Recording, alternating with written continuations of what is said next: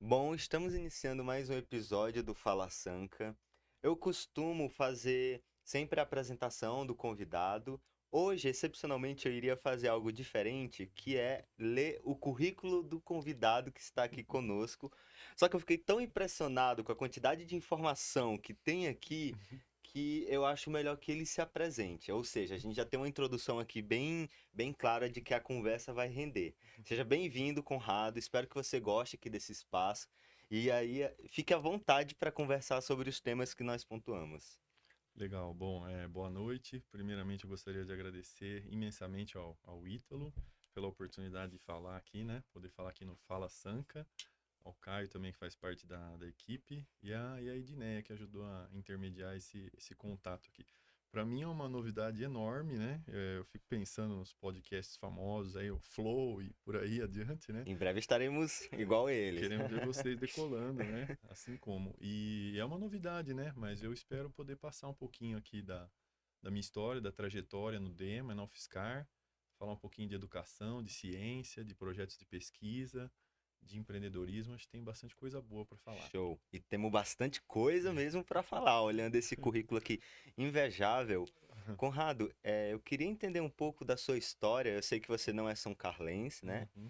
Queria saber como foi que você conheceu São Carlos e você dar uma pincelada aí na sua carreira para depois a gente começar a entrar em assuntos específicos. Legal. Fica à Bom, vontade. você vai me ajudando a dosar aí, Claro, tá, não. Ítalo, para eu não passar muito do ponto. Fica tranquilo. Bom, eu sou de Boa Esperança do Sul, uma cidadezinha aqui perto, né, de São Carlos, 70 quilômetros daqui. É uma cidadezinha pequena, né, 12 a 15 mil habitantes, arredondando para cima, né?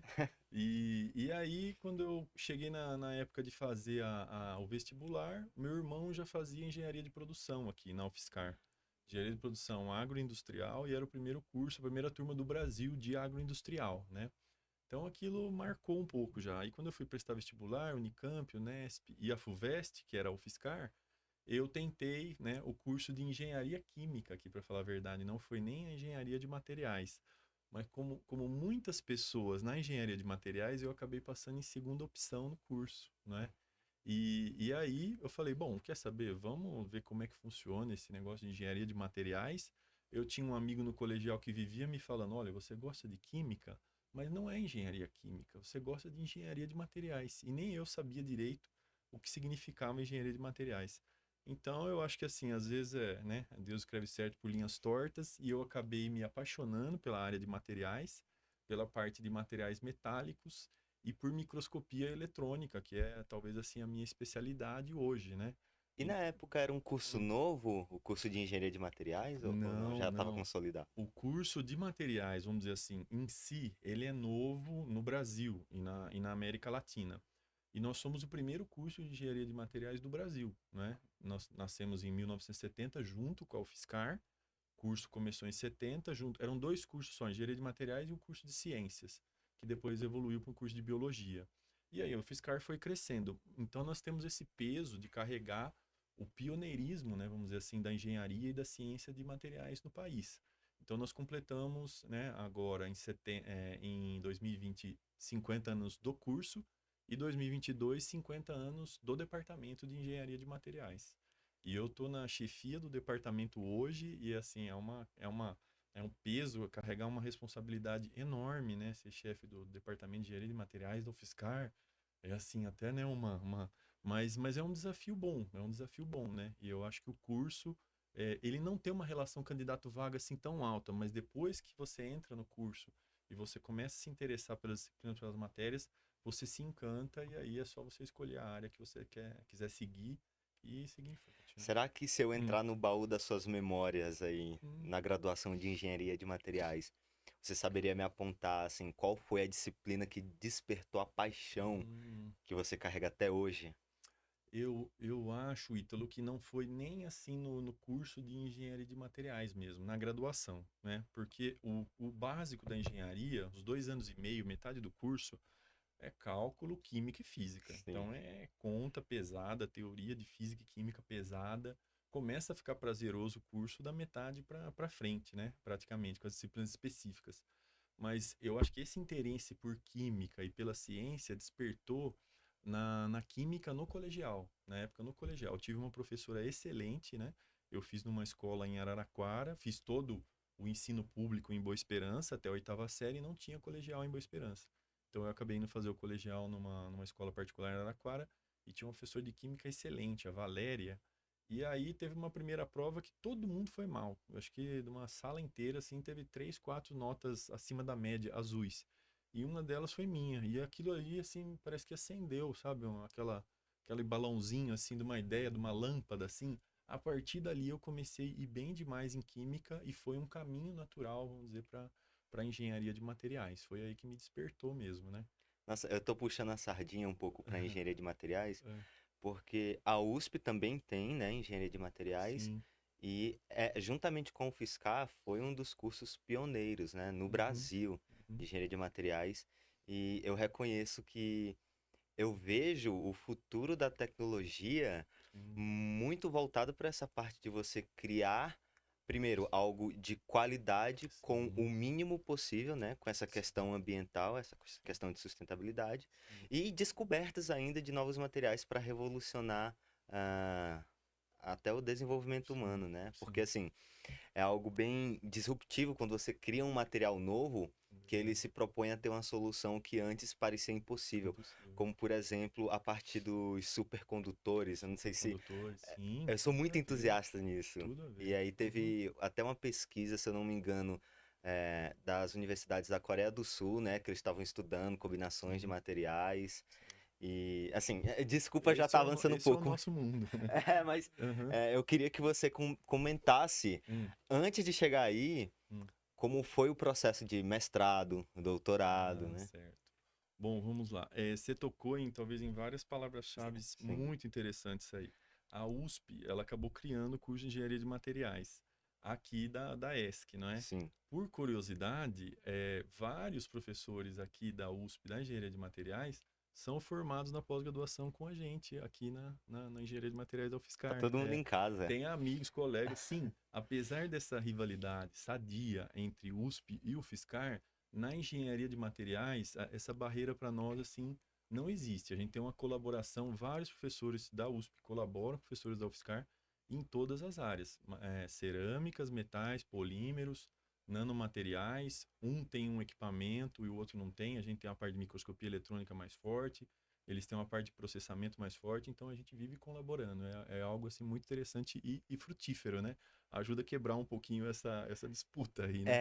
Sim, esse clichê de USP, Sim, UFSCar. sim, sim. Caramba, que É interessante. super legal isso daí. E como nós somos o curso mais antigo, começamos então nos anos 70 com um curso só de engenharia de materiais. Chegou, alguns anos atrás, a 60 cursos de engenharia de materiais no país, e aí alguns foram fechando e fechou. Agora fechou em mais ou menos 50 cursos. Tem 50 cursos ativos de engenharia de materiais espalhados pelo país inteiro. E nós ajudamos a nuclear, né, os professores desses cursos, que eles foram fazendo mestrado, doutorado aqui, passando nos concursos e ajudando a nuclear os cursos de graduação em engenharia de materiais e mestrado e doutorado também em engenharia de materiais pelo país. Então, olha Então nós só, tivemos um São papel aí, Carlos é meio que o embaixador de é, engenharia de materiais no é o Brasil. berço da engenharia de materiais no Brasil, né? E na América Latina. Nossa. É muito legal isso daí. Bom, aí você falou em termos de trajetória, né? É, Eu comecei em 94, né? Vim aqui para São Carlos, vim de Boa Esperança para São Carlos. Gostei demais, porque saí de uma cidade muito pequena. E São Carlos sempre achei que tem um tamanho assim ideal, pelo menos para mim, assim, para o meu gosto, né? Como eu comentei, meu irmão já fazia engenharia de produção aqui, e aí fiz o curso de graduação. E aí, quando eu terminei o curso, a gente sai para fazer estágio, né? No oitavo, nono semestre da matéria, a gente sai fazer um semestre de estágio nas empresas. hum, Eu fiz na Ródia, em Paulínia, né? E acabei voltando para me formar. E aí eu tinha feito iniciação científica já com o professor, né, o Cláudio Kiminami, que foi meu colega depois que eu entrei como professor aqui. E aí fiquei naquela dúvida, e agora, né? Continuo mestrado, academia, ou vou para uma empresa? E aquela época não estava muito bom de emprego, né? O mercado para a área de metais, que foi a área que eu escolhi, a metalurgia. E aí eu acabei participando de um processo de seleção numa empresa, que chama Champion Papel e Celulose. Eu nem sei se ela tem esse nome, se existe ainda ali em Mojimirim. E participando do processo de seleção de mestrado, né? E as respostas dos dois saíram ao mesmo tempo. Saíram, vamos supor, na sexta-feira, eu tinha o final de semana para pensar.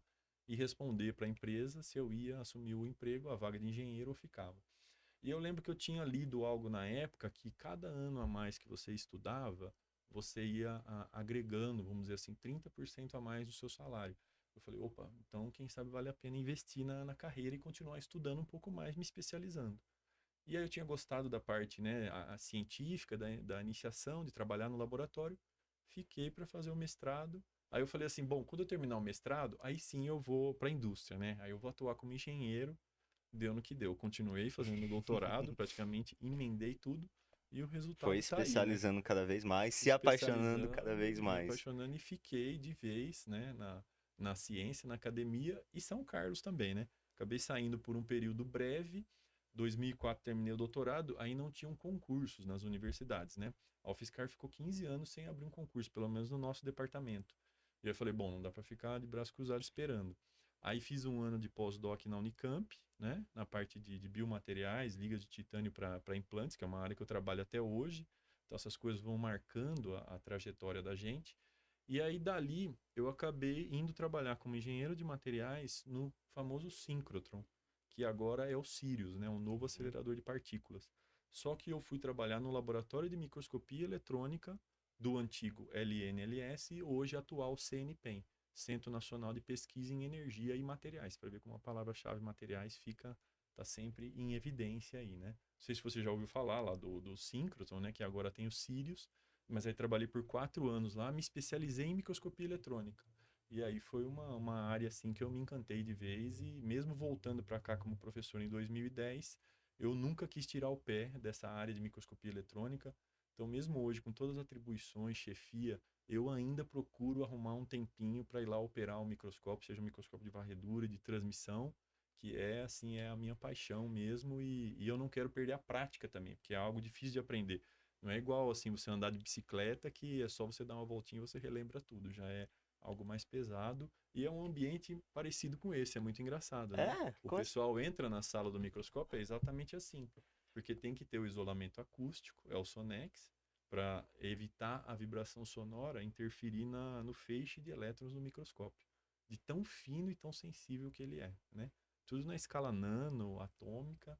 Então tem isolamento da vibração acústica, vibração mecânica e isolamento do campo eletromagnético da rede. Só o fato do fio estar passando aqui sim. com a frequência de 60 Hz, ele vai emitir um campo magnético que também pode deturpar o feixe de Então a elétrons. sala também é blindada. É blindada, o máximo blindada possível para não afetar o funcionamento do microscópio que tem resolução atômica, né? É da ordem de 2 angstroms, 0,2 nanômetros a resolução do microscópio. Nossa, então você consegue ver literalmente o átomo ali? Átomos, exatamente. 2 angstroms a resolução. Isso é mais ou menos a distância entre os átomos nos materiais cristalinos, né? Materiais Hum. metálicos, cerâmicos ou semicondutores. Então o microscópio tem essa capacidade. Não é toda hora que a gente Uhum. chega lá, é só apertar um botão e tá vendo as imagens na escala atômica, mas a gente pode chegar até essa escala e esse tipo de imagem. É analisar a microestrutura, a nanoestrutura do material e ir até além na escala E atômica. aí, fazendo um pulinho do micro para o macro, qual é a importância de se ver em um regime tão pequeno e reproduzir isso, né? Qual é a Sim, importância, o que que muda, o que que você agrega de conhecimento em saber? Que mudança você pode fazer, né, sim, em sim. relação a isso? É uma pergunta interessantíssima que você fez, Ítalo, porque se a gente pensar, eu dou aula de caracterização de materiais e eu falo, desde o microscópio óptico, microscópio eletrônico de varredura até a transmissão. E no século XVI é o advento do microscópio óptico, que tem uma resolução de 500 nanômetros, meio micron, não é? Uhum. Então, ele já deu um poder de visão bem maior, porque o nosso olho é uma resolução de 150 microns, um diâmetro de um fio de cabelo. E aí o óptico abaixou de 1 micron, então a gente conseguia ver muito mais detalhes da matéria, os materiais biológicos. E por séculos foi só o microscópio óptico que existia, né? Para analisar todos os materiais. E aí o microscópio eletrônico veio em 1940, né? Nos anos 40 surgiu o microscópio de transmissão e depois o de varredura. E a gente pôde aprofundar muito mais na matéria, não é? Então, se a gente pegar hoje um aço, a chapa de aço automotiva, né? Da carcaça do carro, é um aço microligado ao nióbio. Você coloca lá 0,1% de nióbio e ele forma precipitados fases de 5 a 10 nanômetros. E tem muitos, assim, né? Imagina ali, né? milhões, bilhões de partículas dessa. Você só vai conseguir enxergar isso daí, mensurar, através de um microscópio eletrônico de transmissão. E esses precipitados nessa escala nano fazem toda a diferença nas propriedades mecânicas desse aço. Ele fica muito mais resistente. Essa é a diferença da gente ter uns carros antigos, não é? Por exemplo, uma Brasília, não é? Um Passat, uma variante. Os carros antes eram uma chapa grossa e eram indestrutíveis. Se sofria um acidente, o carro ficava intacto, todo o impacto transferia para o condutor, para os passageiros. E as pessoas se machucavam, morriam. Hoje, você viu que mudou totalmente. A chapa é mais fina, resistente.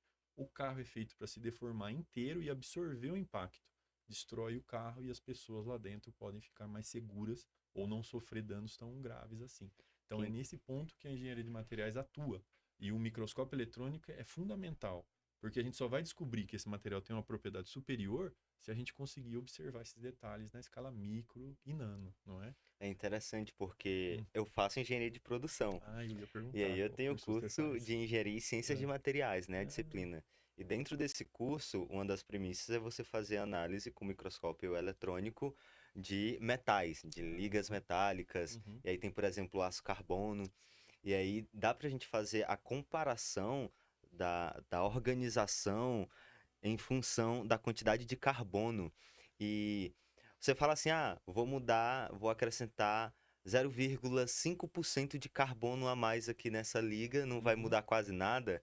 Não, quando Muda você olha no completamente. microscópio, muda tudo, a Uhum, granulometria, as uhum. matrizes. Isso que é interessante, porque por se tratar de algo micro em escala tão pequena, qualquer mudança altera drasticamente as propriedades do material. Então você sai de uma Exatamente. liga macia para uma liga de alta dureza, e aí Uhum, já muda completamente a aplicação dela, né? sim. É muito legal esse trabalho de químico mesmo, assim, De falando alquimista quase, né? de alquimista, exato, esse ponto. Que você mistura uma coisinha assim num conta-gotas, né, de maneira análoga e muda completamente tudo. Exatamente. Foi aí que você descobriu a sua paixão pela metalurgia? Foi, mas é assim, eu gostei muito, principalmente com a microscopia eletrônica, quando a gente fala, né, a gente tem que investigar a correlação microestrutura, propriedade, aplicação e desempenho do material, né? Então a gente Sim. fala, é o tetraedro da engenharia de materiais. E a microestrutura, quem analisa é um microscópio e outras ferramentas de caracterização. Mas é tudo isso que a gente faz. Você quer uma propriedade específica, você vai lá buscar um material adequado para aquela aplicação. Você Uhum. pegar, por exemplo, um refrigerante, não é, uma bebida, a gente tem a garrafa de vidro, não é? Você tem a lata metálica de alumínio, antes era de aço ou de alumínio, e você tem o PET, não é? Você vê que interessante, você consegue usar os três materiais, cada um tem as suas vantagens, não tem? O vidro a gente tem que tomar cuidado, ele retém muito ali o gás, né? Falam que o refrigerante tal de vidro é o melhor, porque ele mantém mais o gás. Porque o vidro tem uma estrutura bem fechada, não é?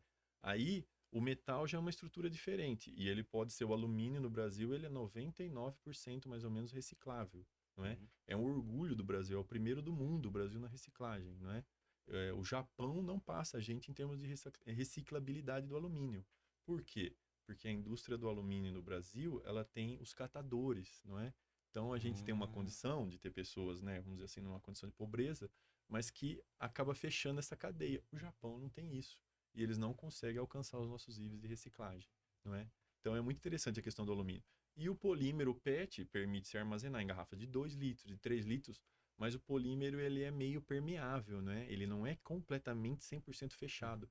Então, se você demorar muito para consumir, o gás vai aos poucos saindo por ali. Você Então, consegue é um notar a exemplo. diferença dos sabores? É, Um pouquinho, eu né? noto. Eu Eu, prefiro de vidro, então, aí particularmente. tem as preferências de cada um.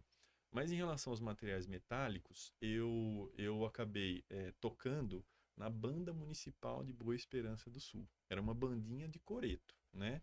Com Tipo trompete, de desfile? saxofone, de desfile. Mas a gente tocava a maioria das vezes parado no coreto da Ah, cidade. sim. E eu era um dos poucos pequenos jovens ali com 14 anos, né? No meio de um monte de senhores ali de 50, 60 anos. Foi uma experiência incrível. E eu toquei um instrumento preparatório para o trompete, né? O trompete é o que tem os três pistos e a corneta, e eu tocava o sax de harmonia, que era um instrumento preparatório. Esses são os metais, certo? Uhum. Então, quando você vê uma banda, eu adoro bandas assim que tem os metais. Paralamas do Sucesso, Skank, Red Hot Chili Peppers. Então essa coisa dos metais ficou, acho que meio na minha cabeça e no meu subconsciente, né? E eu tive uma fratura jogando basquete lá em Boa Esperança, né? Antes de entrar ainda aqui na universidade. O que eu precisei colocar para reparar a fratura? Uma prótese. Pinos, Pino, próteses, sim. placas e pinos e parafusos de aço inoxidável. E hoje eu trabalho com o quê? Com pesquisa em ligas de titânio para biomateriais para implantes ortopédicos e ortodônticos. Então a metais entrou na minha vida, né? E acho que isso ficou muito no meu subconsciente porque foi a área que eu escolhi e é a área que eu gosto de pesquisar hoje e pesquiso materiais até que tem a ver com um probleminha que eu já tive ao longo da minha vida, né? Indo para uma parte mais técnica, É. o titânio ele é melhor que a platina para biopróteses? Sim, porque são vários aspectos que a gente tem que avaliar, não é? Uhum. Para ser um bom biomaterial, ele tem que ser inerte, ele não pode reagir com nada no organismo, não é? Leve, densidade, resistência mecânica, tem biocompatibilidade mecânica, química e biológica. Então a gente trabalha muito com a biocompatibilidade mecânica. O osso tem uma propriedade que a gente chama de módulo de elasticidade, é como se fosse a rigidez, vamos supor, de 30 gigapascal. O aço inox é de 200. Então, às vezes, é uma diferença muito grande. E aí você coloca pinos de aço inoxidável, o osso para de trabalhar, acaba gerando uma osteoporose, vamos dizer assim, artificial, não é? Então, a gente tem que pesquisar materiais que tenham um módulo de elasticidade, uma rigidez mais próxima do osso.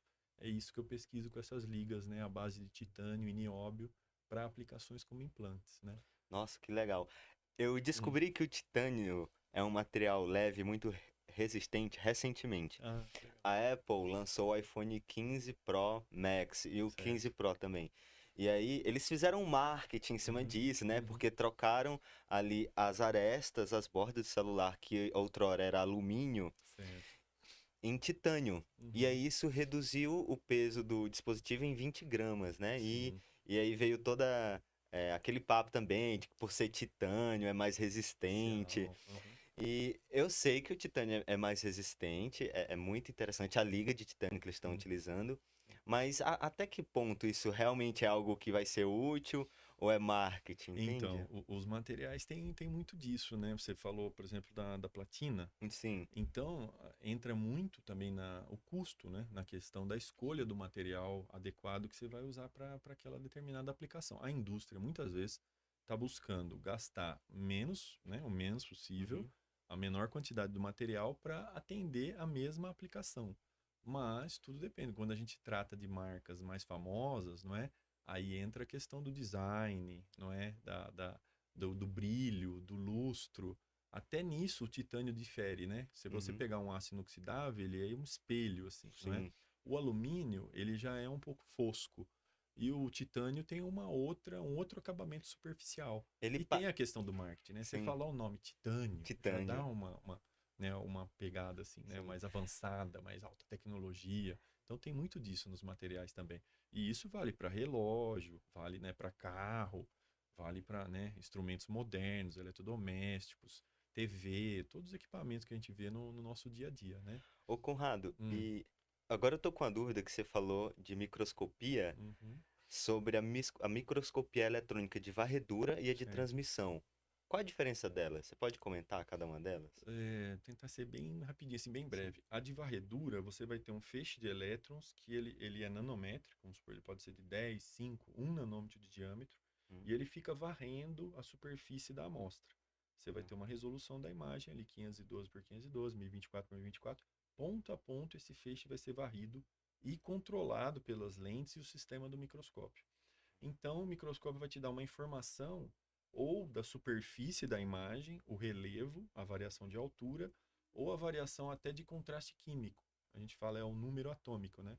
Se você tiver elementos mais pesados, vai ficar mais claro em tons de cinza. Se você tiver elementos mais leves, vai ficar mais escuro. Isso já te ajuda a definir quais as fases que tem ali naquele material. Então já é uma caracterização. Você pode fazer as duas: topológica, superfície, ou de contraste químico.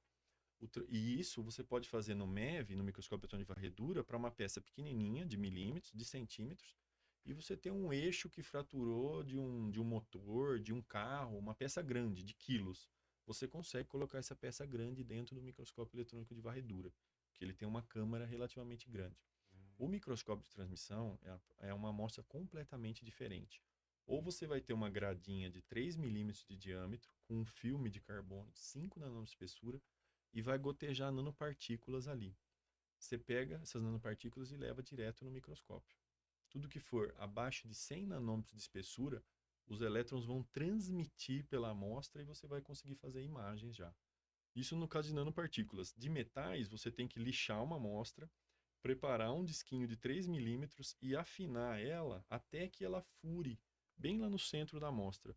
Só as bordas desse furo abaixo de 100 nanômetros de espessura é o que você vai conseguir analisar, não é? Os elétrons que vão transmitir pela amostra no microscópio eletrônico de transmissão, para poder chegar a essas resoluções da ordem de nanômetros ou até de angstrom, Qual né? que é melhor para Ah, qual tarefa? Eles são então, bem diferentes. a palavra-chave nesse caso é resolução, porque o microscópio eletrônico de varredura ele tem uma resolução que pode ir de 1 a 5 nanômetros, então já é para você observar as coisas na escala nano, e o transmissão é um dos poucos instrumentos que vai além. Se você quer observar escala nano, né, eu falei, precipitados de 3, 5 nanômetros, e até na escala atômica, aí só a transmissão que resolve, né? Então tudo depende assim do que você quer analisar e do que você quer enxergar, do que você quer resolver, né?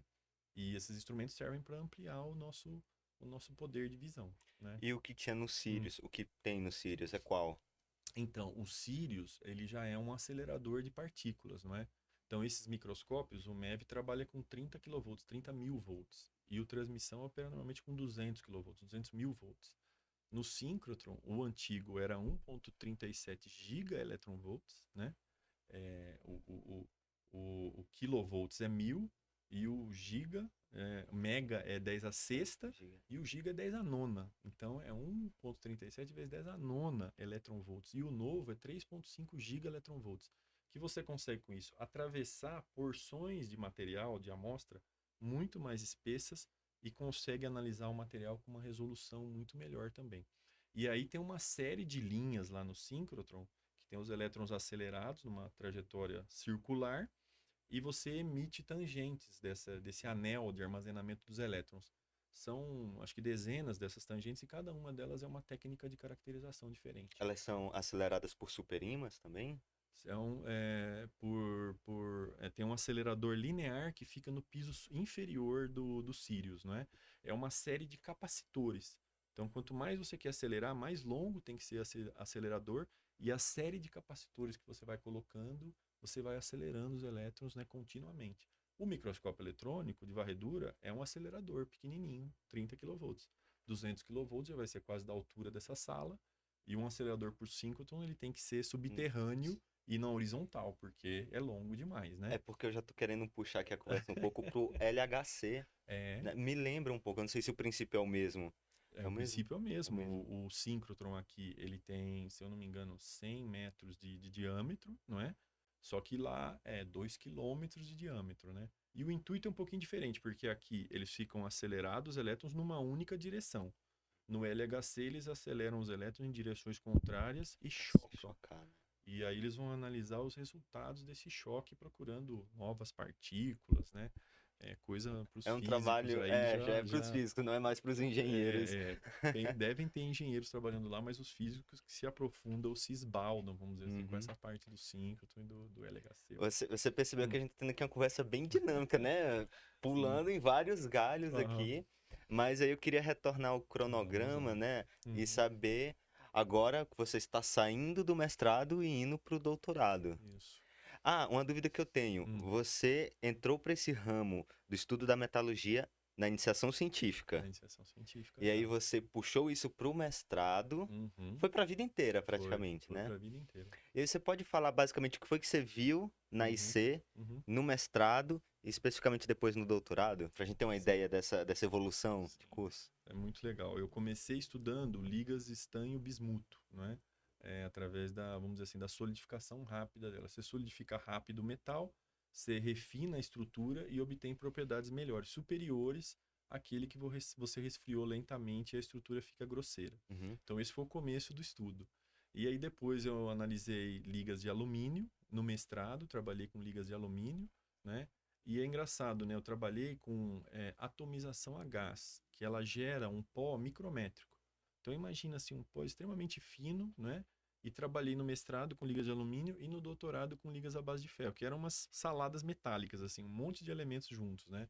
Para tornar essas ligas nanocristalinas e melhorar as propriedades mecânicas delas. E elas realmente ficavam com propriedades mecânicas muito maiores do que um aço, que é a base de ferro, né?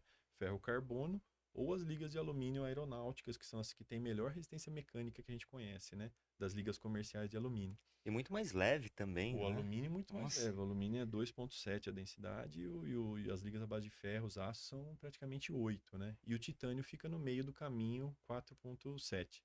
A grande vantagem do titânio é que ele tem uma densidade baixa mais próxima da do alumínio e resistência mecânica igual ou mais alta do que a dos aços, né? E o titânio tem característica refratária igual ao aço e densidade próxima do alumínio. Então, o titânio realmente é um metal incrível. Só que ele é muito caro, né? Ele é muito caro. O alumínio, você já gasta 25% da energia produzida no planeta para transformar o óxido de alumínio, o minério, Uhum. no alumínio metálico. No titânio, você gasta 5 vezes mais energia. Então, o titânio ele não é tão abundante e esse gasto de energia que impede que ele é mais aplicado.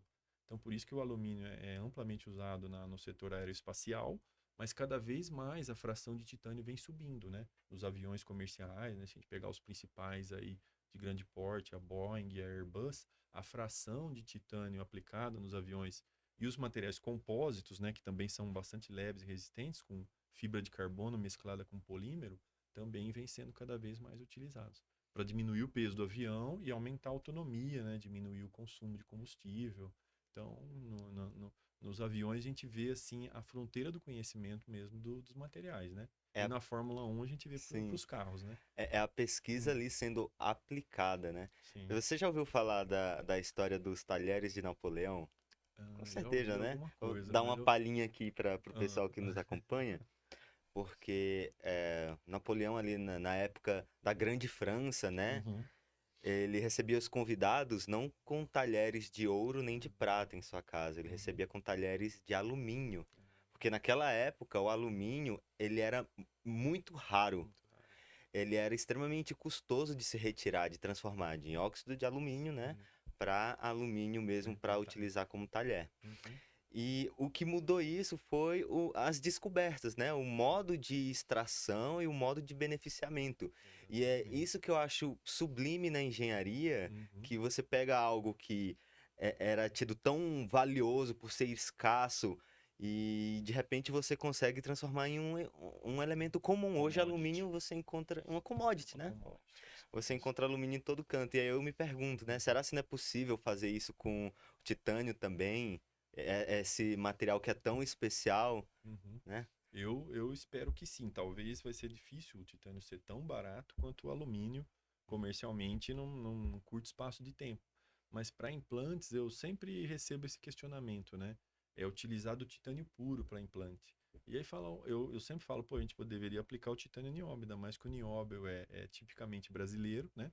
O Brasil detém 95% das reservas de nióbio do mundo, e a CBMM, né, Companhia Brasileira de Metalurgia e Mineração, que detém boa parte dessa tecnologia, extrai quase que 90% do nióbio do mundo. Nióbio é o ouro brasileiro, né? Vamos falar um pouco sobre o nióbio? Eu E o vejo, titânio nióbio é importantíssimo, mas o pessoal fala, ah, mas o titânio nióbio é muito caro. sim. Só que, assim, o titânio é recente, o titânio é dos anos 70, não é? E antes, o que se usava para implante? Se usava o aço inoxidável, que era o material que tinha, né, disponível. Uhum. E antes disso, aí se utilizava, sei lá, fios de ouro, platina, como você falou, osso, madeira, se a gente for indo para trás na história da humanidade. Então, não é que o titânio não é aplicado hoje porque é caro. É porque ainda não foi, vamos dizer assim, não virou uma commodity, vamos dizer assim, Sim. não começou a ser aplicado até o custo dele de fabricação e de aplicação, né, ficar mais viável. Eu acho que é uma questão de tempo para É, reverter essa. E tem que ser algo que comece no Brasil. A gente sim. não pode esperar que isso parta, né, da América do Norte, da Europa, porque as reservas de nióbio estão aqui, né? Então tem questões assim estratégicas aí também, né? E geopolítica e economia nessa história aí também, Você né? falou sobre as características do titânio que torna ele um metal muito interessante. Que Uhum. características o nióbio tem? O nióbio é não o nióbio puro, mas é um exemplo de material que combinado com outros metais, como estanho e cobre, ele assume as propriedades de supercondutor. Então, os trens, esses maglevs, né, que tem na Europa, na China, no Japão, os trens que levitam, eles têm, né, os supercondutores ali na estrutura, né, que vai ajudar o trem a, vamos dizer assim, vai acabar descolando um pouquinho ali, e aí ele não tem atrito e pode assumir velocidades muito maiores, né. Mas tem outros equipamentos também, como equipamentos de ressonância magnética nuclear, né, que acabam utilizando os supercondutores à base de nióbio, né. Os detectores do LHC, do super, né, acelerador de partícula lá, são boa parte, todos eles, à base de supercondutores. E esses supercondutores levam nióbio. E agora está se descobrindo que para as baterias dos carros elétricos, uma boa parte vai ser o lítio. Vai ser difícil Uhum. substituir o lítio, porque ele é muito leve, não é? E muito eficaz ali na aplicação como bateria. Mas eu não me lembro agora se é o ânodo ou o cátio, o óxido de nióbio vai poder ser aplicado também nas baterias de carros elétricos.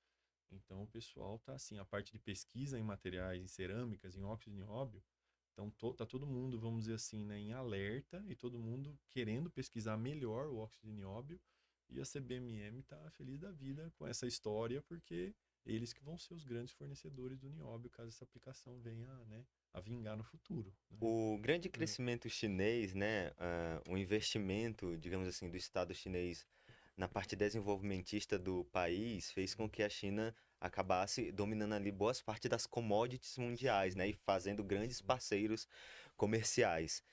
E a China, ela tem uma cultura de criação, construção de supertrens, trens de alta sim, velocidade sim. magnéticos. Eu fico imaginando, né, que ela poderia ser uma grande consumidora do nióbio, sendo esse um Uhum, material tão importante para produzir esses supercondutores, né? uhum, E aí eu fico perguntando se o Brasil tem esse protagonismo tão grande de um sim, metal que possui umas características tão fora da curva assim. sim. O que que falta ainda? Eu acho que em termos de reservas minerais, para nós não falta nada, né? São pouquíssimos metais que a gente não tem, né? Uhum. O problema, por exemplo, Igor, vamos supor, nós temos reservas enormes, gigantes de alumínio, né? Da bauxita, que é o mineral para poder extrair o alumínio. Mas nós não produzimos as ligas aeronáuticas de ponta que custam uma fortuna, entendeu? Então São a importados, né? gente extrai o alumínio, manda para fora, eles Olha produzem as só. ligas, cara, mandam de volta para gente. A gente extrai o minério de ferro, que para produzir o aço, né, manda para o exterior. A gente tem acho que uma empresa só no Brasil que produz aço inoxidável, né? As outras são todas no exterior. E ligas especiais também, ligas de titânio. A gente não tem uma empresa que produz ligas de titânio. E aí o nióbio é um exemplo para nós, porque se você pegar, quando a gente ensina lá metalurgia na graduação, a produção de aço no mundo hoje é da ordem de 2 bilhões de toneladas por ano. A China, ela produz e consome mais ou menos metade disso daí. E a gente pode extrapolar isso daí para quase tudo que você imaginar, de qualquer metal, de qualquer produto semi-acabado. A China produz e consome quase metade de tudo no mundo. A CBMM teve que aumentar a produção dela é o ferro nióbio, né? A gente fala Uhum. é uma liga mãe que você adiciona no aço para poder introduzir o nióbio. A CBMM mudou a produção de 80 mil toneladas por ano para 150 mil, quase dobrou, num projeto de 5 anos, só devido ao aumento de consumo da China. Porque a China mudou uma norma, como eles têm terremotos ali na região, teve um terremoto recente, não me lembro há quantos anos atrás, que chegou a derrubar muitos edifícios. Eles mudaram a norma, toda a parte de aço estrutural que vai nos edifícios agora vai ser dos aços microligados ao nióbio. Então, isso para nós foi muito bom, porque a China passou a exigir muito mais nióbio do Brasil para melhorar a qualidade dos aços estruturais dela que compõem os edifícios, e isso virou uma norma padrão para eles, entendeu? Todo e qualquer edifício novo tem que ser construído com esse tipo de aço. E a CBM já tem planos para daqui 5, 10 anos aumentar a produção de 150 mil toneladas para 250 mil toneladas. E nós temos reserva de nióbio para, assim, no mínimo 50, 100 anos, sem precisar mexer com reserva de nióbio na Amazônia, né? Uhum. E nada desse tipo. Só o que tem em Araxá, ali em Minas Gerais ainda. Que é Então, quer dizer, a grande reserva do Brasil. é a grande reserva do Brasil. E tem outras ainda não exploradas, né? Então, assim, tem um futuro bem longo nessa área aí de metais e nióbio e tudo mais, né? Em Sem nosso querer, favor. sem querer colocar o pezinho na política, mas já colocando só um pouco, Hum, é algo que me entristece muito é essa questão da industrialização do país, porque não é só com nióbio, né? Vários produtos o Brasil ele exporta como commodity Sim. barato e aí Uhum. depois importa beneficiado mais caro. E isso me lembrou, uma semana atrás eu Legal. saí com uns amigos e Uhum. um amigo meu foi fazer um bolo de chocolate, ele tava fazendo a calda, né? Aí eu fui olhar que os chocolates que ele estavam usando, Ítalo, isso aqui é chocolate de qualidade, é Uhum. chocolate importado, né? O chocolate alemão. Aí eu fui olhar assim a embalagem e chocolate alemão de fato, mas o cacau era colhido no Brasil. É, Você- a gente tá cheio, repleto de exemplos desse tipo. Acho que não tem uma disciplina que eu ofereço na UFSCar, seja na graduação ou na pós, que eu não falo isso. A gente tem que trabalhar muito, e aí envolve as startups, as novas empresas, né? Incubar as pequenas empresas, as empresas filhas das universidades, para agregar valor aos nossos produtos, né? Nós temos que deixar de vender só minério de ferro, só de exportar grãos, commodities em grandes quantidades. Isso é importante também, nós temos que Uhum. manter e avançar na produtividade e tudo mais. Mas a partir do momento que você vende uma pecinha, né, um sensor desse tamanho assim, e você cobra não sei quantos mil reais ou US$ 1.000 por isso, você está agregando, né, valor, alta tecnologia, e isso tem um retorno, vamos dizer assim, que não tem preço para o país, né? O É maior uma coisa exemplo, puxa a sim. outra, e quanto mais a gente fizer isso, quanto mais alunos estiverem saindo da universidade, criando empresas, startups e agregando valor aos produtos, né?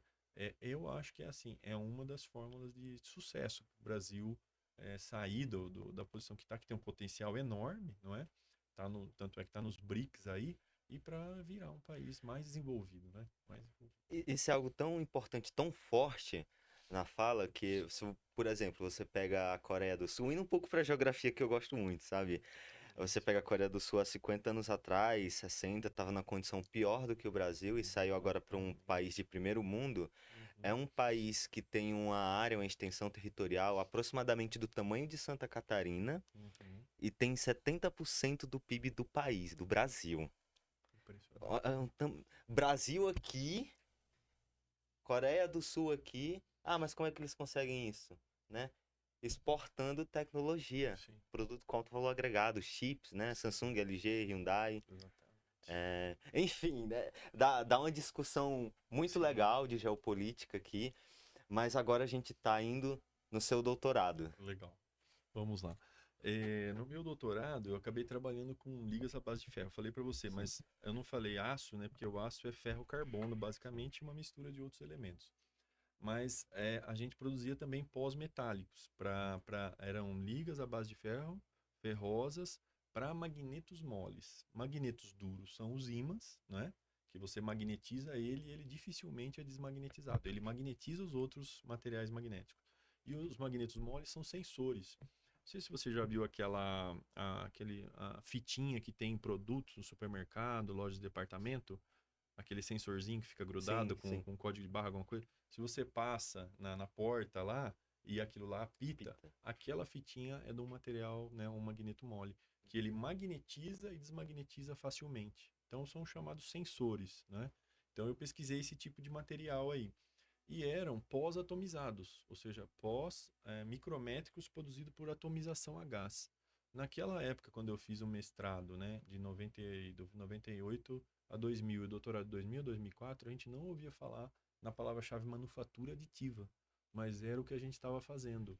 E hoje isso daí virou uma coqueluche, virou, a gente chama de hot topic, né, na pesquisa, né, é aquele tema quente de pesquisa nas três áreas, cerâmicas, metais e polímeros. Eu acho que é uma das palavras-chave que mais se usa hoje em dia na pesquisa é a parte de manufatura aditiva. Em vez da gente partir de um bloco enorme, eu lembro de um exemplo da Embraer. Partia de uma peça de tonelada de uma liga de alumínio aeronáutica, usinava 90% da peça. Se tivesse uma tonelada, a peça ia sair com 100 quilos. 900 quilos eram cavacos que foram usinados daquela liga, que Sim. custa uma fortuna. Com a manufatura aditiva, agora você pega o pó e produz direto essa peça de 100 quilos, sem gastar todo aquele material. É um exemplo, né? Mas para quanto mais complexa a forma da peça, a geometria da peça, né?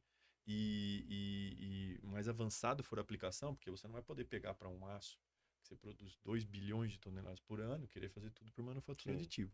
Mas esses casos particulares, eu acho que a manufatura aditiva já vem revolucionando, né? Várias aplicações, inclusive a parte de implantes e biomateriais, Só né? abrindo um parênteses, antes de Aham. a gente entrar nessa parte continuar, né, a parte de É. manufatura aditiva, é Hum, importante ressaltar que o processo de atomização a gás não é transformar um metal em um átomo separado, não, né? Assim, eu fiz a disciplina de sim, metalurgia do pó, sim. e aí eu sei como é que funciona. Mas se você quiser falar para quem está nos assistindo, né, Sim. é porque eu tô percebendo agora, a gente está Uhum. com um linguajar um tanto quanto técnico, isso é Sim, ótimo, não tem sim, sim, problema. sim. Mas imagina um estudante do ensino médio aqui. Nossa, como Procurando assim? entender o A que é isso. atomização do pó. Como que eu vou pegar um pó e transformar em átomo? Não é isso. Tá É um certo. processo bem diferente. Inclusive, esse tipo de oportunidade, a gente participar de um programa desse, Ítalo, é para a gente ajudar a desmistificar um pouco, né? Todas essas questões científicas, tecnológicas, e a gente tem sempre o desafio de tentar falar num linguajar mais, né, para os leigos, assim. É Exato. aquela coisa, se a gente conseguir explicar para uma criança, para um adolescente o que está acontecendo, você está começando a falar Uhum. da maneira mais adequada possível para o público, né? O metal líquido, você funde ele e ele vaza na forma de um fluxo. Imagina uma torneira passando Leite, né? água. E aí você passa o metal líquido e entra com um gás a altíssima pressão. É isso que vai gerar um cone de partículas micrométricas extremamente finas. Se o fio tem 150 microns de espessura, coloca algo 5, 10 vezes menor do que isso, né? O tamanho dessas partículas. Chega a ser Extremamente em finas. questão de granulometria, chega a ser um pó Um pó muito fino, muito entendeu? fino. Quase que, vamos dizer assim, se você passar no dedo, ele pinta o dedo, né? Quer Uhum. dizer que algumas dessas partículas estão penetrando ali nas primeiras camadas da pele. Mas para a gente associar o que seria a atomização, é quando a gente pega qualquer tipo de spray, seja um desodorante, spray, se você vai jogar um inseticida, aquilo ali é um spray, o que é? Nada mais é do que uma combinação de uma alta quantidade de gás com partículas pequenas, né? Seja líquidas, não é? De um desodorante, alguma coisa assim. No caso desse equipamento, a gente produz partículas sólidas, não é? Então, um spray, né, com o termo assim, a pichação, mas se você pegar um spray daquele tipo, vai ter as partículas metálicas para dar brilho e vai ter a tinta que vai ajudar a fixar ali, não é? A tinta do spray. Então, é muito associado a esse exemplo do spray, o que seria a atomização a gás, né? É uma pulverização, um pulverizador, vamos dizer assim, né? Numa Também. máquina agrícola, é você gerar um spray de partículas extremamente finas para espalhar aquilo lá, vamos dizer assim, com mais eficiência, né?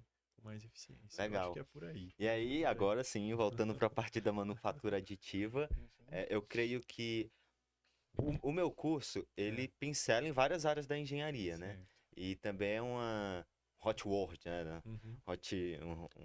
Uma palavra que tá, Em assim, não evidência, sai assim. da boca da galera, a questão da sustentabilidade e Sim, a questão da manufatura aditiva, que tem a ver também, né? tem, Com a tem. economia de material. Uhum.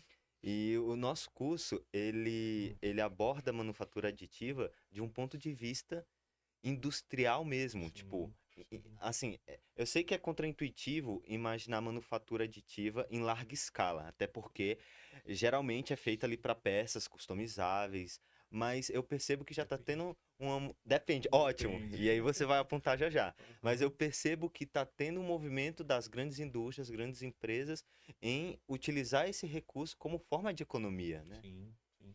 Eu tava assistindo um vídeo, assim, vídeo Uhum. de redes sociais mesmo, né? Rápido, né? E eu vi um exemplo de construção de casa. Eu não me lembro exatamente agora qual país, se era na Alemanha, alguma coisa assim. Uma máquina de uma manufatura aditiva, mas imagina, em vez de sair um fiozinho, né, de um polímero, dessas, né, impressora 3D que a gente pode ter até em casa hoje em Sim. dia, uma impressora e saindo o concreto. Só que uma bela de uma máquina de um porte muito maior, e fazendo, desenhando as camadas de uma construção, de uma obra, camada por camada. Isso é o princípio da manufatura aditiva, né? Verdade, eu não tinha. Eu Eu vi o vídeo vi assim a também. máquina funcionando. Por enquanto, a máquina custa uma fortuna. Mas eu acho que isso vai ser cada vez mais, a gente fala, né? Escalonado, né? Escalonado. Então, cada vez mais nós vamos ter possibilidade de multiplicar isso daí, né? Começar a construir, vamos dizer assim, peças, equipamentos cada vez maiores usando esse princípio, né? Você quer construir uma peça pequena, parte de um pó metálico fino. Você quer construir peças grandes, parte de um fluxo de cimento muito mais grosso, maior, para construir uma casa ou obras, né, maiores aí de engenharia, né?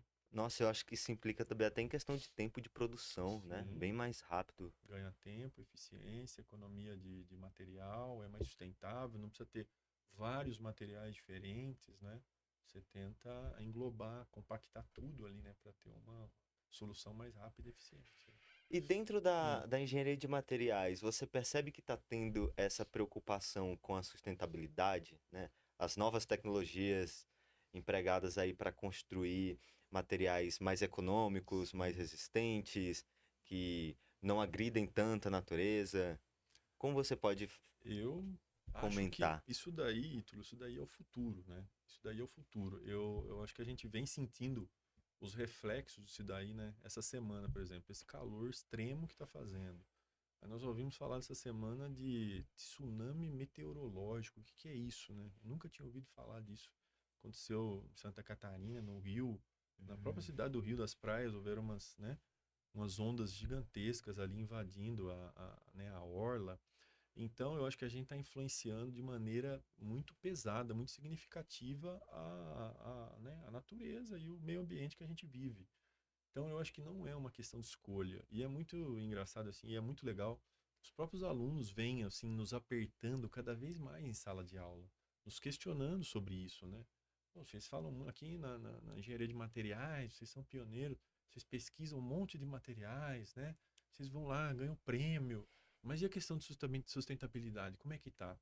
Em que ponto está isso? Então, a gente está tendo uma preocupação cada vez maior nas linhas de pesquisa desse viés, né? Vamos supor, nós estamos produzindo materiais novos, mas o que, que isso está trazendo de benefício para o meio ambiente ou está deixando de causar tanto prejuízo para o meio ambiente? Eu acho que o fato da gente estar em 8 bilhões de pessoas na Terra, a gente tem um número de recursos, assim, né? Minerais, petróleo, energia, alimento, que é finito, né? Então a gente tem que se preocupar cada vez mais com isso, senão a conta não fecha, né? Senão a conta não fecha. É uma preocupação que você carrega, essa questão de responsabilidade sustentável? Sim. Eu procuro, por exemplo, em casa, né? Talvez é uma coisa que eu comecei a fazer há alguns anos, para ser mais Uhum. preciso na pandemia, porque eu acho que a gente teve tempo para refletir, né, sobre vários assuntos.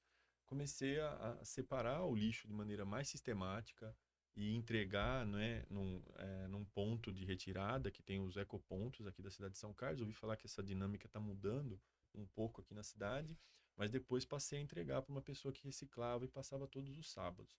Então, acho que essas iniciativas têm que partir da gente, não é só ensinar lá na universidade, mas a gente fazer a lição de casa, né, propriamente dita. E eu acho que isso serve para tudo, né? Serve para tudo.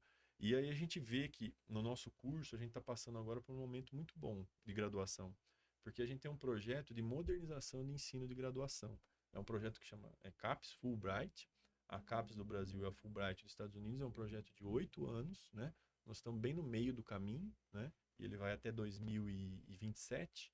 E a gente tem o nome fantasia, ele chama Movimenta Materiais, porque a gente quer que o nosso curso e as metodologias de ensino, que elas vão se modificando, se movimentando e evoluindo, porque a gente tem um problema, né? Não é só no ensino de engenharia, mas a gente tem alunos do século XXI e muitas vezes um ensino do século XX até do século XIX. Aquela metodologia do professor só ficar falando um monte, aulas de 2 horas, 4 horas, com um calor desse ainda agora, como que a gente prende a atenção dessa juventude, dessa geração, que é tudo muito mais dinâmico, né? Estão acostumados com celular, com redes sociais, e eles querem as informações mais na mão, mais rápido, mais imediatas, mais curtinhas, não é? Então a gente tem que ajustar, fazer uma sintonia, não é? Dessa expectativa que eles têm com o que a gente quer ensinar. Então a gente está procurando introduzir metodologias ativas, né, nos cursos, nas aulas, fazer trabalhos mais em grupos, que os alunos passem a trabalhar em sala de aula, não deixar aquela lista de exercício imensa para o aluno entregar na semana que vem, porque tem que lembrar que eles têm 6, 7 disciplinas ao longo da semana e tem um tempo limitado também fora do horário de aula, não é? Então a gente está procurando trazer isso para o nosso curso e estamos colocando duas trilhas de disciplinas dentro da nossa grade. Uma de empreendedorismo e uma de materiais computacional. E também a parte de sustentabilidade vai ter um papel importantíssimo O também que no é nosso curso. materiais computacional? Tudo que a gente puder usar de simulação computacional, tá. Simulação computacional, simulação termodinâmica, simulação das propriedades mecânicas. É você pega uma peça no formato que ela vai ser aplicada no equipamento e simula a deformação que ela vai sofrer com as cargas naquele equipamento. E você simula se ela vai romper ou não. E com isso você pode fazer ajustes, tanto na geometria da peça quanto no material que você vai usar. Ah, essa geometria aqui não está sendo suficiente com esse material, vamos testar um material com propriedades melhores? Ah, não melhorou com esse material, vamos tentar mudar a geometria da peça, não é? E tentar melhorar o design. Então, esse é um exemplo. E aí tem a inteligência artificial, que vem vindo com toda a força, né? Machine learning. Então, eu acho que isso daí vai revolucionar, na verdade, o ensino como um todo, né? E na parte de engenharia de materiais não vai ser diferente, né? Conrado, Então, é algo hoje, muito legal do nosso curso, viu? hoje pela manhã, Hum, eu estava tomando café hum, e com um amigo, né, lá na universidade. aham, A gente se esbarrou aí, tava tomando café. A gente tava conversando sobre como há essa urgência da graduação, da universidade como sim, um todo, de se modernizar. sim, Se você parar e observar ali as disciplinas base da engenharia, elas possuem o mesmo modelo de 40 anos, 50 anos atrás. sim. Isso não condiz mais com a realidade, né? Porque, por exemplo, antes, no passado, se você fosse pesquisar algum assunto, Uhum, você tinha que ir numa biblioteca, você tinha que assinar um periódico, ou você tinha que recorrer ao professor, você tinha que fazer uma verdade. pesquisa muito mais ativa.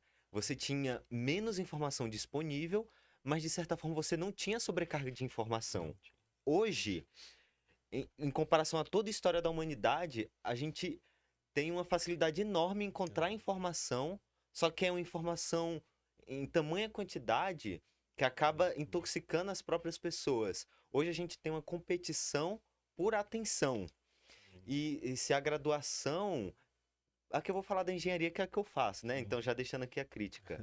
Se ela não se modernizar, se ela não acompanhar essas demandas que o mercado, a sociedade e o aluno exigem, se elas não conversar com as novas gerações, ela vai perder, né? Sim. E se a universidade perde, de certa forma todo mundo perde também, né? Todo mundo Então eu perde. fico muito feliz em saber que você, né, que tá aí na parte de direção, de coordenação, de chefe de departamento, tem esse pensamento porque nós, como alunos, a gente tá aqui na base, né, pensando em uma hierarquia, tá? Você como ali no topo da hierarquia, nós estando aqui na base, a gente pensa que nós estamos, tipo, desassistidos, que a universidade não está prestando atenção para esse detalhe, Sim, mas de certa forma foi confortante ouvir isso, sim. né? Legal. E que bom, espero que dê muito certo. E tá sendo muito gratificante para nós, Ítalo. É legal porque acaba envolvendo todos nós, né? A coordenação de curso, eu Uhum, estou na chefia do departamento, a pós-graduação, os alunos de pós-graduação, mestrado, doutorado, servem como assistentes nesse projeto, né? Então eles participam ativamente, cada um tem que desenvolver um projetinho, e vão fazer missões nos Estados Unidos, né? Que é a parte da Fulbright. Então eles passam um mês lá, tudo pago pela Fulbright, e um vai falar sobre minorias na engenharia. Aí um aluno, eu vou falar de mulheres na engenharia. O outro, eu quero falar do empreendedorismo na engenharia de materiais. Cada um escolhe um foco, faz uma proposta, um projeto e vai lá fazer uma missão. E traz essas experiências de volta para compartilhar com todo o grupo e ver como que a gente pode aplicar no nosso curso. E depois o nosso curso, esse projeto CAPS Fulbright, foram 8 engenharias no Brasil, uma de cada. Materiais, civil, mecânica, elétrica, as mais Ah, tradicionais. não, Um curso de cada foi mas não é aprovado. algo só da UFSCar. Não, a UFSCar foi escolhida pela engenharia de materiais. Ah, entendi. Entendeu? Aí tem a URGS, Rio Grande do Sul, acho que é engenharia de produção. Uhum. A PUC Paraná, e não me lembro se é engenharia mecânica. Foram aprovados um de cada curso. Nós vamos ter a obrigação depois de transbordar para os outros cursos de engenharia de materiais do país a nossa iniciativa e para os nossos cursos de engenharia da UFSCar e os outros cursos da UFSCar toda. Então nós vamos ter essa obrigação depois vocês fizeram para vocês, bonitinho, tá dando certo, tá legal? Agora vocês vão nos ensinar aqui, mostrar pra gente como que se faz. E aos poucos a gente já vem fazendo, espalhando isso daí, disseminando, né? Transbordando esse conhecimento e essas novidades para os cursos de engenharia e outros cursos da UFSCar também. Então é uma responsabilidade enorme, mas está sendo uma alegria muito grande a gente poder entregar algo novo para os alunos e que os alunos acabam se sentindo parte e trabalhando e se envolvendo mais com o curso. acho que ajudam a gente um pouco a quebrar vamos dizer assim, a hierarquia. O professor está lá em cima, naquele pedestal, e o aluno fica com receio de Sim. conversar. Então, a gente tem um jornal, a matéria hoje no nosso departamento, os alunos fazem reportagens sobre o curso, expõem a opinião dele, publicam edições periódicas. Isso que vocês estão fazendo aqui, nós temos hoje uma comissão de comunicação do departamento. Nós temos sempre 3 professores, um de cada área, cerâmica, metais e polímeros, e um aluno bolsista da graduação ajudando na parte de divulgação nas redes sociais. A gente fala, a gente tem que melhorar muito ainda a universidade, né, a UFSCar, a USP, todas, no sentido da divulgação, não é? De passar as informações, prestar conta com a sociedade, né? Tem um professor que brincou outro dia, ele falou assim, não basta a galinha botar ovo, ela tem que cacarejar, não é? Então, eu acho que falta isso para nós. Às vezes nós produzimos pesquisas, projetos incríveis, mas a gente não consegue comunicar, não consegue fazer isso chegar na sociedade, chegar, né, na linha de frente, vamos dizer assim, na população, vamos dizer assim, que nos banca com os impostos e tudo mais, né?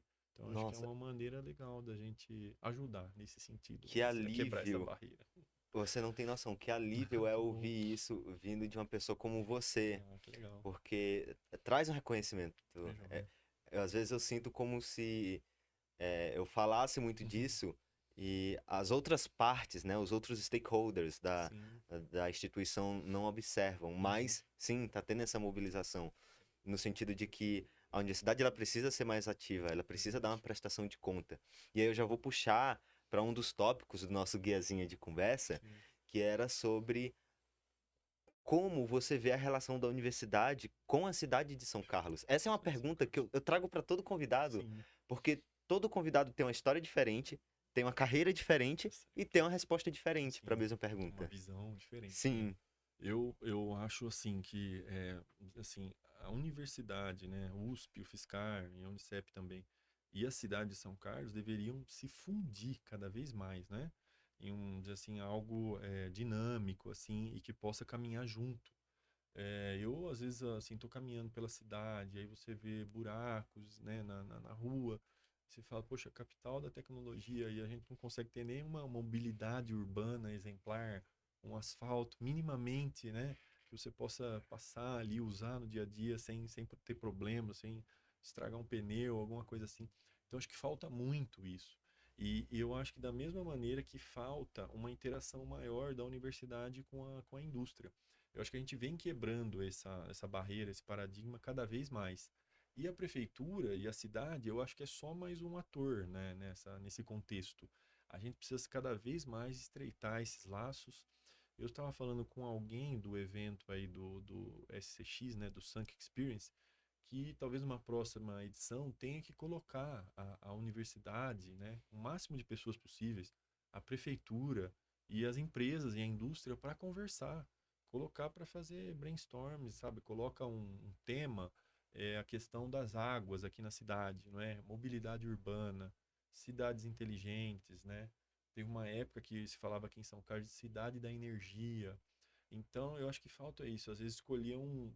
São Carlos já tem a questão da capital da tecnologia, mas tem um exemplo, alguma coisa, e eu acho que o Sanka Hub ajuda demais isso daí, transformar em algo mais São Carlos. São Carlos vai ser também um exemplo dessa relação de startups, de empreendedorismo, talvez a questão de uma, né, mobilidade urbana, cidade inteligente, seria um mote para São Carlos excelente. Imagina a gente ter algo exemplar aqui, que fosse sendo cada vez mais tecnológico, lá no futuro distante, quem sabe futurista. Então acho que a gente precisa, né, não só imaginar, sonhar essas coisas, mas colocar em prática começar a também, fazer. né? Mas é algo muito importante. Eu acho que São Carlos é o que é, eu não acho, eu tenho certeza absoluta, graças a essa vamos dizer assim, característica da cidade, de ter 2 universidades públicas fortes, grandes, né, enormes. A USP é a maior do país, a UFSCar talvez esteja ali entre as 10, pelo menos do curso de Engenharia de Materiais, a gente pode Muito falar que forte. é o melhor curso do país, e a gente não pode se furtar dessa missão. Eu acho que isso é uma missão, e a gente cada vez mais tem que se preocupar e buscar maneiras de como viabilizar isso daí. De como viabilizar isso daí, Há né? quantos anos você está aqui em São Carlos? Então, às vezes a gente não gosta muito de fazer contas, né? Eu entrei em 94 na UFSCar, então ano que vem vai fazer 30 anos, né? Que eu vim para São Carlos. Já é um São Carlense. Então, São Carlense da Gema, praticamente, Eu já, vejo né? que, mesmo você falando dos desafios de São Carlos, você Uhum. fala com os olhos brilhando. Eu Você gosto gosta muito, aqui? gosto muito. São Carlos tem Eu, uma característica única, né? De capital da tecnologia, essa proporção de doutores por habitante e esse número espantoso, né? De número de startups e projetos PIP da FAPESP, projetos para você montar uma startup, é São Paulo, a cidade, em números, a primeira, Campinas, a segunda, São Carlos, a terceira. Nós deixamos para trás em número. Ribeirão Preto, Bauru, São José dos Campos, com tudo que tem da parte aeronáutica e aeroespacial lá.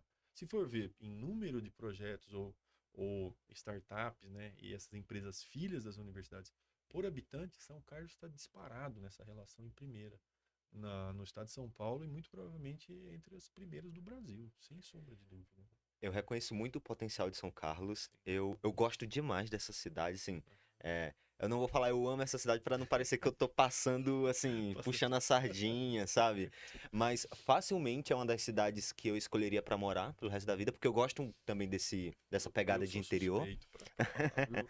Pois é. E assim, eu venho de uma cidade Hum, que tem a mesma quantidade de habitantes, mas é muito diferente de São Carlos. uhum, Tem algo em São Carlos que, assim, eu sinto como se São Carlos tivesse uma potencialidade extrema para algo. exatamente. Falta só uma coisinha ali pra ser disruptivo. Eu Sim. tenho essa sensação aqui em São Carlos, né? Sim, sem dúvida. E o Uhum, podcast uhum. que eu, no início aqui falando pra você, né, nutri essa vontade há um ano atrás, era puxando isso. Eu preciso fazer alguma coisa, porque se eu fizer alguma coisinha, mesmo que simples, mesmo que no meu interior, eu vou estar contribuindo pra ajudar a tornar São Carlos um lugar melhor. E aí eu pensei, nossa, vamos então ir pra parte da comunicação, pra parte da divulgação. E cá estamos nós aqui. E falando de divulgação, eu não esqueci. Aham. Você aí todo humilde. Nossa, quem não conhece a sua carreira, quem não conhece seu currículo, pensa: nossa, mas que é esse cara, todo humilde, todo comportado aqui. Você recentemente ganhou um prêmio de reconhecimento internacional, né? Verdade. Vamos falar sobre ele? Verdade, olha, Ítalo, foi uma surpresa, mas eu gostei muito de você falar dessa questão do podcast, tudo. São essas iniciativas, certo? Incrementais, que se cada um for correr atrás, contribuir um pouco, Sim. a cidade só tem a ganhar com isso, né? Então, é louvável, vocês estão de parabéns pela iniciativa, viu? É dessas coisas que a gente precisa. Em relação ao prêmio, foi uma grande surpresa, né? Eu confesso que eu não esperava, porque eu falei, vou me inscrever. Se a gente não se inscrever, não tentar, você nunca vai saber qual vai ser o Sim. resultado e avaliação. E aí esse tinha a ver bastante com a minha área de conhecimento, né? Parte de materiais metálicos, pesquisa em ligas, né, metálicas modernas, avançadas, que é algo que eu estudei desde o mestrado, doutorado. Então, toda a parte da minha produção científica, tecnológica, tem a ver com esse tema. Falei, Hum. então dessa vez eu vou arriscar. E aí foi num congresso da SBPMAT, lá em Maceió, que é o Congresso da Sociedade Brasileira de Pesquisa em Materiais. Ou também é o chamado Brazilian MRS. E o MRS é a Materials Research Society. É uma das maiores sociedades de materiais do mundo, né? Que é a sociedade americana. Só que ela tem o braço, né? O braço brasileiro, o Brazilian MRS, aí tem o MRS do México e assim por diante. E aí eles abriram para essa oportunidade e eu falei, não sei quantas pessoas vão pleitear o prêmio e tudo mais. Tanto é que no último dia do congresso, eu estava no aeroporto voltando. O congresso, normalmente ele acaba, vamos supor, quinta-feira de manhã. Então, quinta, na hora do almoço, eu já tinha marcado a passagem de volta. Eu também não sabia exatamente quando iam lançar e eu não fiquei naquela, né? Eu acabei indo com a minha esposa, a Lívia, que ela estava de férias. E eu falei, marquei o horário da volta lá e não sabia direito quando que ia ser a divulgação, nada. E eu tô lá no aeroporto esperando, né, o avião para embarcar já. Veio uma ligação do professor Cláudio Kiminami, que foi meu orientador, agora ele já aposentou e é professor sênior, né? Me ligando, falou: Você tá no congresso? Eu falei: Não. Eu falei: Eu tô aqui no aeroporto já, né? Mas assim, eu nem imaginava. Mas eu sei que tem um pessoal que vai ficar mais aqui, né? Eles vão ficar hoje ainda, vão embora mais tarde. Você tá precisando de alguma coisa? Eu posso. Ele deu uma risadinha assim: Não, não precisa, não, fica tranquilo, tá? foi eu desligar o telefone e o celular, fui abrir o WhatsApp, olhar as mensagens, já começaram a mandar notícia já, que o professor Peter Gagarella, que é daqui de São Carlos, ele ganhou como jovem pesquisador, né? Que eles chamam de Rising Star, que é o pesquisador com menos de 10 anos de doutorado, e eu ganhei como Advanced Career Researcher, que seria um pesquisador em idade avançada ou em carreira avançada, que já A carreira é começa a melhor, né? entregar um pouco a É, idade, sim. vamos dizer, com mais de 10 anos de doutorado. E por isso que eu falei que assim, foi um tiro no escuro, porque o campo de pesquisadores que tem com mais de 10 anos de doutorado é enorme, é Muito bom. gigante. E eu não tinha ideia de quantos iam disputar, né? Mas aí resolvi arriscar e, olha, confesso que eu fiquei muito feliz. E na hora ali, confesso que eu só consegui pensar nos meus pais.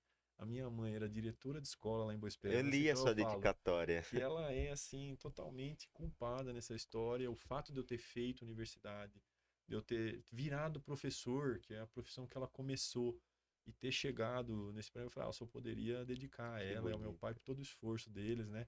Eles sempre falaram que a missão da vida deles era dar diploma aos filhos. Então eu só pude pensar nisso e agradecer imensamente, eternamente, eles que já não estão mais aqui. Mas foi muito legal mesmo, muito legal. E aí você não tem dimensão, né? Eu pensei, já vi vários colegas do DEMA aí ganhar prêmios. Tem o professor Zanotto, o professor Pandolfelli, o professor Francisco, é um professor jovem aqui da cidade também, é natural de São Carlos, Francisco Cury. Acabou de publicar uma Nature. Então a gente está tendo muita coisa boa. Além de nós dois professores, três alunos da pós-graduação ganharam mais quatro prêmios, né? Então nós ganhamos, não, quatro alunos. Olha, só sei que acho que foram assim, não, quatro, três alunos ganharam sete prêmios e mais os dois nossos, então foram nove prêmios nesse congresso. Então é algo que a gente fica muito feliz, assim, fica satisfeito e eu fiquei assim contente, feliz, não só pelo prêmio em si, mas é uma coisa que representa o reconhecimento da comunidade, né? Da comunidade científica, da comunidade de materiais do país e até de alguns avaliadores internacionais em ver o trabalho da gente que é toda uma trajetória, né? É toda uma carreira. Outro dia eu parei para fazer umas continhas. Eu já orientei, assim, eu acho que uns, sei lá, uns 60, 70 alunos de iniciação científica. Cada um deles vão receber uma bolsa aí de, sei lá, R$ 800. Você vai fazendo as continhas, Uhum. multiplicando isso daí. E alunos de mestrado e doutorado, eu acho que eu já tenho em torno de 20. E aí, orientações de pós-doc, os projetos que a gente consegue. Fui fazer umas contas outro dia, Ítalo. Isso, somando tudo, dá cerca de R$ 3 milhões que eu consegui desde 2010 em financiamento para projeto e bolsas, que você acaba revertendo em boa parte para os alunos, na formação dos alunos, né? R$ 3 milhões dividido aí em 13 anos de carreira. Então, eu acho que o lema da UFSCar, quando completou 50 anos, que foi também em 2020, né, que é a UFSCar de 70, UFSCar transformando vidas. Então, acho que esse é o nosso papel. Através da educação, procurar transformar a vida daqueles alunos que estão passando ali pela gente, estão passando pelas nossas mãos. Nós temos essa missão, né? Eles não estão mais em casa com os pais, agora é uma outra linha de evolução. E eu falo, os alunos são sempre uma gaussiana, não é? Você vai ter ali 10, 20% de alunos excepcionais, 10, 20% de alunos um pouco mais fracos e uma boa parte numa média, não é um 60%. Nosso desafio é pegar todos e fazer eles evoluir ao longo dos 5 anos de graduação. Entendeu? Não importa qual é a posição que eles estão. Ah, não, o aluno ele não está tão bem, deixa ele lá. Não, não, não, não, muito pelo contrário. Os mais, né, vamos dizer assim, os melhores vão mais fácil, eles vão evoluir mais fácil. Nós temos que nos preocupar em fazer todos evoluir de alguma maneira. E quanto mais esses que tiverem dificuldade puderem evoluir, aí eu acho que a nossa missão, sensação de dever cumprido fica cada vez melhor, né? Fica cada vez melhor. Então eu acho que tem a ver com tudo isso daí, né? Tem a ver com tudo isso daí. Só mais alguns númerozinhos que eu não queria Sim. esquecer. Por exemplo, ó, outro dia foi feito um levantamento que nós completamos 50 anos no ano passado. Nós fizemos um workshop no final de ano, né, lá no departamento, na UFSCar, no anfiteatro. A FAPESP fez um levantamento. A FAPESP é a Fundação de Amparo à Pesquisa do Estado de São Paulo. Eles ajudam a financiar pesquisa de todas as universidades do Estado de São Paulo, as estaduais, as federais, as públicas e as privadas também, né? E eles fizeram um levantamento só nosso, do DEMA, em 30 anos, que é o que tem, vamos dizer assim, na internet, eles conseguiram, né, pegar os arquivos e fazer o banco de dados mais fácil. De 30 anos para cá, quer dizer, dos anos 90 para cá, e a FAPESP já financiou para o DEMA, para o nosso departamento, R$ 500 milhões em pesquisa, em equipamentos. Esse ano nós fomos agraciados com um projeto que ele é chamado de multiusuário, né? Equipamentos multiusuários, EMU, da FAPESP. A gente poderia pedir equipamentos de grande porte. Nós pedimos 2 microscópios eletrônicos, dos mais modernos, top de linha, né? De 15 milhões de reais os 2 microscópios. Nós acabamos de ganhar. Então, são os brinquedinhos novos que estão chegando. Eu brinco que, conforme a gente vai crescendo, o videogame, o jogo só vai mudando de tamanho. Sim. Ou é um carro, ou esses microscópios eletrônicos. Mas você vê, 2 microscópios de 15 milhões de reais, quantas Ferraris não daria para comprar numa história dessa? Então, isso que a gente opera, que a gente trabalha na ciência, são verdadeiras Ferraris, verdadeiras máquinas. Você vai operar um microscópio desse, tem que tomar o máximo de cuidado. Se você quebra alguma coisa ali, é 50 mil reais que vai embora, 10 mil dólares vai custar para trocar. Então, a gente tem que tomar muito cuidado com essas coisas, mas ao mesmo tempo a gente se orgulha, né, de ter contato, de ter a possibilidade de melhorar o nosso curso. E eu gosto muito de uma estatística da Unicamp, de um professor que ele chama Brito Cruz, Carlos Henrique de Brito Cruz, que ele foi diretor científico da FAPESP. E ele era da Unicamp. Ele fez um levantamento de todas, ou a grande maioria das startups nucleadas a partir da Unicamp. Eu acho que é urgente a gente fazer um levantamento desse aqui na UFSCar, na USP, aqui em São Carlos. Quais são as empresas filhas, quais são as startups nucleadas a partir da universidade? E a gente sabe que dos nossos, sei lá, entre 2 e 3 mil alunos formados, nós temos cerca de 80 empreendedores, né? Que acabaram saindo e formando suas próprias empresas. Mas tem mais estatística, quanto que eles faturam, quanto que isso traz para São Carlos, para a região. Porque esse levantamento da Unicamp, o Brito disse: qual é o orçamento anual da Unicamp? Na época, né, faz alguns anos. 2 bilhões de reais por ano. Quanto que faturam, né, essas empresas nucleadas a partir da Unicamp? 1 bilhão de reais por ano. Eu vi num documento que teve aí agora recente que já é de 3 bilhões esse faturamento das empresas nucleadas pela Unicamp. Essa é a melhor resposta que a gente pode dar para a sociedade. Fala, olha aqui o que nós estamos entregando. Sim. É Não preciso ter, diretamente, mas é uma sim, é consequência, preciso ter essa né? mentalidade que Então, o investimento na educação, tipo, não é um favor, é um é um investimento, né, para a investimento. sociedade. Não Tem tem dúvida. retorno, né? Muito E é retorno. preciso divulgar isso, né, para que a Oh, população saiba, para que haja mais investimento, para sim, que haja mais incentivo, para que haja mais exatamente. mudança, para o ciclo Para o ciclo continuar. virtuoso continuar. É E, bem e por só aí mesmo. caminhando para a finalização, eu tenho que fazer essa analogia, porque quando você estava falando aí ao longo dos últimos 12, 13 anos, oferecendo bolsas, né, para a Uhum. comunidade aí, para os seus alunos, eu pensei da analogia mesmo de uma árvore crescendo, né? Por exemplo, a Uhum. gente tem um tronco ali, e aí tem as As ramificações, e cada ramificações. ramificação é um aluno que se interessou pelo assunto, que vai continuar a Exatamente. pesquisa independente, né? Uhum. E aí esse aluno, ele cria um galho, e aí ele se profissionaliza, ele constrói uma carreira, tal como você Exatamente. um dia foi, e aí ele acaba fazendo parceria com outros alunos, fazendo tutoria para outros alunos e vai se Que legal. ramificando. E quem ganha com isso é a ciência, no final Oi. das contas, porque a pesquisa continua, né? Sim. E tem aquela consequência, quanto mais você especializa, Uhum. mais ramificações Sim. vai acontecendo, né? Exatamente. E isso que é lindo, É a legal. pesquisa não para, o Uhum. desenvolvimento humano também não É para. verdade. E é engraçado você comentar isso. Podemos até falar da árvore genealógica da ciência. Nós temos um NIT, né, que fica lá no nosso departamento, que é o Núcleo de Informação Tecnológica. Uhum. É algo de TI voltado para engenharia, materiais e outras também, né? Eles fazem levantamento de dados. E aí eles fizeram um levantamento, e isso nós apresentamos acho que nos 45 anos do departamento. Buscaram lá a árvore genealógica de vários ex-alunos nossos. E fizeram isso para a professora Ruth Kiminami. Ela é uma professora da área cerâmica, já se aposentou, foi considerada há pouco tempo uma das 100 maiores pesquisadoras do mundo da área de materiais cerâmicos. Então, às vezes a gente tem pessoas aqui, né, brilhantes, né, professor Sérgio Mascarenhas, Osmar Banhato, temos tantos bons exemplos aqui em São Carlos que eles estão do nosso lado ali, a gente não sabe o que eles Não, significam. não é estranho isso? É Eu acho estranho, e a que. gente convive, às vezes, né, E eu vou normalmente ao além. lado deles. Eu acho que parece até não reconhecer isso Uhum. e às vezes elogiar o que tá fora, É, eu acho um pouco a síndrome do cachorro vira-lata, né? tem um pouco disso Porque mesmo. tem tanta gente boa, Tem mesmo. inteligente, renomada aqui, Sim, sim. mas a gente acaba não se atentando e acaba às vezes elogiando, endeusando, transformando em ídolo outras pessoas que estão do outro lado do mundo, nem nos conhecem, né? Uhum. Estão inalcançáveis. Mas eu acho que eventos como esse do SCX tem uma oportunidade incrível de cada vez mais aproximar essas pessoas, esses atores e tornar eles conhecidos, né, na cidade e ajudar, né, trazer eles para ajudar, agregar na cidade, nas mais variadas frentes, né? E analisaram a carreira dessa professora Ruth Kiminami e foram perceber que ela já possui bisnetos acadêmicos.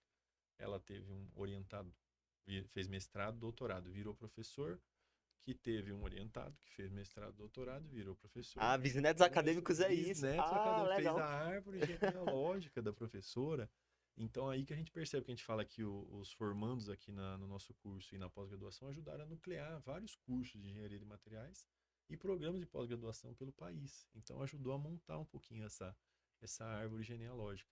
E eu acho que assim, eu acho que metade dos nossos alunos vão para a indústria e metade vão ou para a academia ou vão para institutos de pesquisa, ou vão trabalhar em banco, ou vão trabalhar em, vamos dizer assim, órgãos governamentais, mas não só de materiais, por exemplo, o ITA, que é mais o síncrotron, talvez seria um deles, mas vão trabalhar às vezes no IBGE, vão trabalhar às vezes na Marinha, vão trabalhar nos mais variados setores. Mas a gente vê que boa parte dos nossos alunos, dos mais ou menos 3.000 formados que nós temos da graduação, ex-alunos, 1.000 mestres e 500 doutores, eles estão bem posicionados, né? Na sua grande maioria estão bem posicionados nas melhores empresas, né, espalhadas pelo país, nas melhores universidades, né, nos melhores institutos de pesquisa. Então, acho que isso é um reflexo bem legal, né? Ver que tem muita gente trabalhando na Petrobras, na Embraer, na Braskem, né? Nas maiores aí de cada ramo, né? Na CBMM, na Vilares, né? Em todos os setores, né? Na Sangoban, cerâmica, metais e polímeros, né?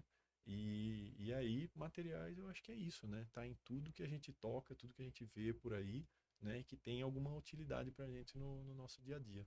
Então, eu E é acho que com é esse isso. alto astral É, que a gente vai encerrar por aqui. legal. Eu vou dar o seu espaço para fazer as suas considerações finais. Espero que você tenha gostado dessa Muito, conversa. muito É, mesmo. o meu único arrependimento é não ficar mais, porque você sabe que quando Imagina. a gente ir para os bastidores, eu vou falar que por mim, se dependesse de mim, eu ficaria horas conversando aqui. Legal, Mas é isso, Conrado. Fica à vontade aí. legal. Fale o que você desejar. Show. Despeça-se da plateia. Bom, muito obrigado mesmo, Ítalo, pelo espaço, e foi até rápido, assim, né? Passa Num voando, curto cara. espaço de tempo a gente agendou, já vim aqui, já tá acabando. Agradecer vocês pelo espaço e agradecer, eu acho que um pouquinho de tudo que tem ali na UFSCar e que nos cerca ou me cerca, né? A coordenação de curso, né, de engenharia de materiais, o professor Thomas Ishikawa, que é o meu vice-chefe, e ajuda demais, é um cara que já tem praticamente 50 anos de UFSCar, né? Aquele cara que só falta colocar a plaquinha de patrimônio, pau pra toda a obra, sabe? Super animado. Você me vê assim, com essa idade, você não tem noção que é uma máquina chamada Thomas Ishikawa. A gente brinca outro dia que ele é inoxidável, né? Porque ele tá lá, assim, participa de tudo, cara, e assim, Que tá prestes a bom, cara. aposentar, dá até uma dor no coração, assim. Nosso programa de pós-graduação, tenho que agradecer também, né? E acho que todo mundo que passou pelo nosso curso lá, desde a primeira geração, os professores que criaram o departamento e ajudaram a criar o Fiscar, né? Tem atores importantíssimos.